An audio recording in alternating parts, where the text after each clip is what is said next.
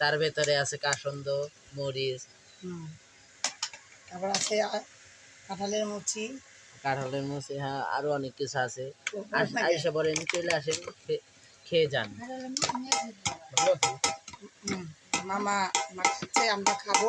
প্রিয় দর্শক, দেখতে পাচ্ছেন আজকে আমরা আম মাখা খাবো নাকি? হ্যাঁ, কে মাখাচ্ছে? নাম কি? নাম লাগবো না, মামা।